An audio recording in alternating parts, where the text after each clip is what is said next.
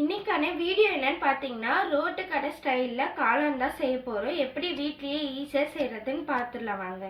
First ஒரு பவுல் எடுத்துக்கோங்க. எடுத்துட்டு அதில் ஒரு கப் அளவு கோஸ் சேர்த்துக்கோங்க. பொடியாக நறுக்கிற கோஸ் சேர்த்துக்கோங்க.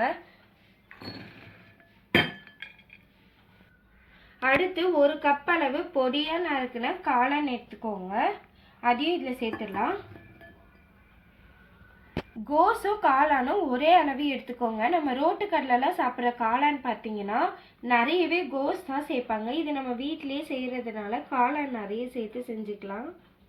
இது ரெண்டுத்தையும் ஒரு வாட்டி வாஷ் பண்ணி எடுத்துகிட்டு வந்துடலாம். இப்போது நம்ம மசாலா சேர்க்க ஸ்டார்ட் பண்ணிடலாம். அரை கப் அளவு மைதா மாவு சேர்த்துக்கோங்க.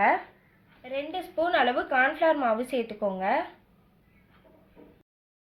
மசாலா பொருட்கள்லாம் சேர்த்துடலாம். ஒரு பிஞ்ச் அளவு மஞ்சள் பொடி, 1 ஸ்பூன் அளவு கரம் மசாலா, 1 ஸ்பூன் அளவு குழம்பு மிளகாய் பொடி, 1 ஸ்பூன் அளவு காஷ்மீரி சில்லி பவுடர்.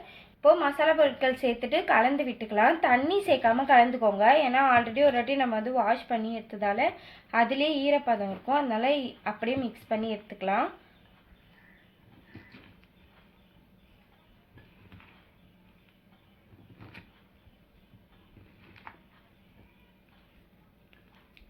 இது கூடவே தேவையான அளவு உப்பு சேர்த்துக்கோங்க. சேர்த்துட்டு இன்னொரு வாட்டி நல்லா கலந்து விட்டுக்கலாம். எண்ணெய் நல்லா காஞ்சிடுச்சு. இப்போ நம்ம ரெடி பண்ணி வச்சுருக்கிறத ஃப்ரை பண்ணி எடுத்துக்கலாம். இந்த மாதிரி தட்டையாக சேர்த்து ஃப்ரை பண்ணி எடுத்துக்கோங்க.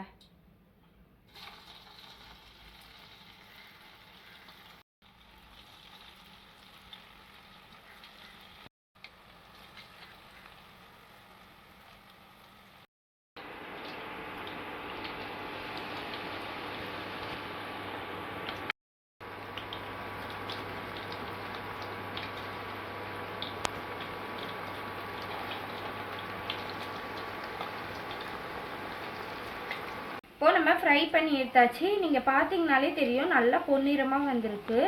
ரொம்பவும் வந்து தீய விட்டுறக்கூடாது. இந்த மாதிரி பொன்னிறமாக வந்ததுமே எடுத்துடணும். இதே மாதிரி எல்லாத்தையும் வந்து ஃப்ரை பண்ணி எடுத்துக்கலாம்.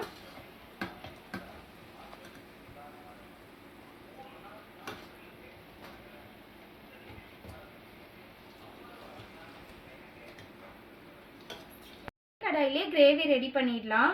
1.5 ஸ்பூன் அளவு ஆயில் சேர்த்துக்கோங்க. ஒரு பெரிய சைஸ் வெங்காயம் பொடியாக கட் பண்ணதை அதையும் இதில் சேர்த்துடலாம். கொஞ்சமாக கருவேப்பிலை சேர்த்துட்டு 2 பச்சை மிளகாய் கீரி அதையும் இது கூடவே சேர்த்துட்டு கலந்து விட்டுக்கலாம். வதங்கினதுக்கப்புறம் இது கூடவே டொமேட்டோ கெச்சப் சேர்த்துக்கோங்க.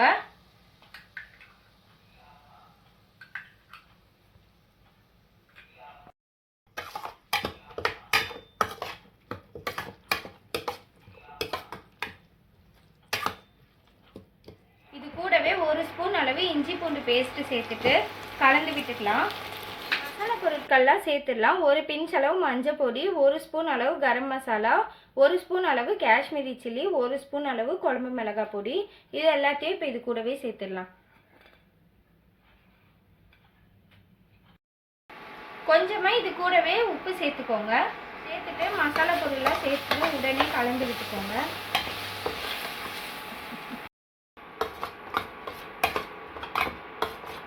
இது கூடவே வந்து 1.5 ஸ்பூன் அளவு கார்ன்ஃப்ளவர் மாவு தண்ணியில் நல்லா கரைச்சி எடுத்துக்கோங்க. இது சேர்க்கறதுனால கிரேவி நமக்கு வந்து நல்லா திக்காக கிடைக்கும்.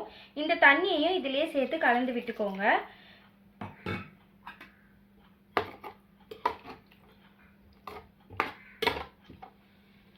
இது லைட்டாக கொதிச்சு வரும்போது நம்ம செஞ்சு வச்சிருக்க காளானையும் இது கூடவே சேர்த்துட்டு கலந்து விட்டுக்கோங்க.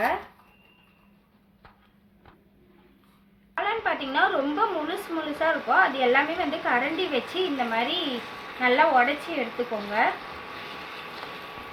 கிரேவி வந்து நீங்கள் கார்ன்ஃப்ளவர் மாவு சேர்க்கும் போது ரொம்ப கட்டி ஆயிடுச்சுன்னா கொஞ்சமாக தண்ணி சேர்த்துட்டு கலந்து விட்டுக்கோங்க. அவ்வளோதான். ஒரு 3 நிமிஷம் மட்டும் காளான் இதில் வெந்ததும் ஸ்டவ் ஆஃப் பண்ணிவிட்டு நம்ம சர்வ் பண்ணிடலாம். நம்மளோட காளான் ரொம்ப சூப்பராக ரெடி ஆயிடுச்சு. கண்டிப்பாக வீடியோ ஃபுல்லாக பார்த்துட்டு நீங்களும் செஞ்சு பாருங்கள். எப்படி இருக்குன்னு மறக்காமல் கமெண்ட் பாக்ஸில் வந்து கமெண்ட் பண்ணுங்கள். இந்த வீடியோ உங்களுக்கு பிடிச்சிருந்ததுன்னா வீடியோக்கு ஒரு லைக் போட்டுருங்க. தேங்க்ஸ் ஃபார் வாட்சிங்.